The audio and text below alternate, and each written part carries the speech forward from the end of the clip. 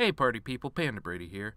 Are you all ready for a fun-filled time with excitement galore and all your questions that have been building up for the past four volumes, to be answered? Then why are you here? This is Volume 5. Yes, Volume 5, arguably the worst volume of RWBY so far, for a multitude of reasons. But those will come in time. This is Episode 1 recap, so let's jump right into the recap. We start off with Team Ranger plus Crow walking to Haven and recapping the events of Volume 4. A very short recap, but a recap nonetheless.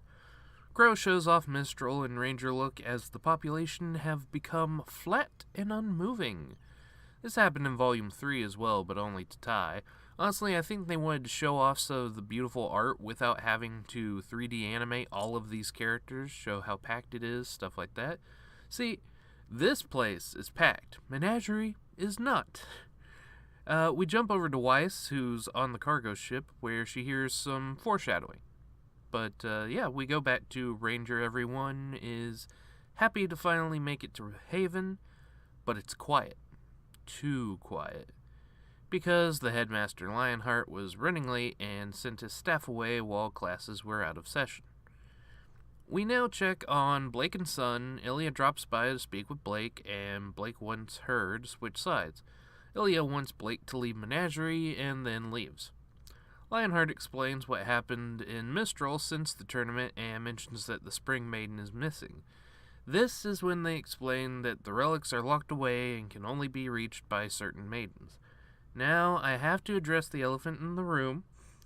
They continue through this whole exchange to refer to the Spring Maiden as Spring, never by her name, which makes it super annoying when they reveal whom it is later in the volume. That being said, spoilers will be revealed as they come. Crow says the Maiden ran off about 10 years ago, was picked up by the Bronwyn bandit tribe, but that doesn't make sense, especially what he says next, but again, can't say anything till we get there. Lionheart is dragging his feet to retrieve the Spring Maiden because of politics in Mistral. Jean brings up Cinder, Emerald, and Mercury, whom I believe he's only met in passing and never Cinder. I'm sure Ruby told him about her, but anyways, after they leave, it turns out that Watts has been listening to them the whole time. Crow goes for a drink, meets Oscar. He understands immediately what happened and gives Oscar his cane. Meanwhile, Yang is hanging out at a bar where she gets hit on by the Rubber Bandit. I call him that because, well,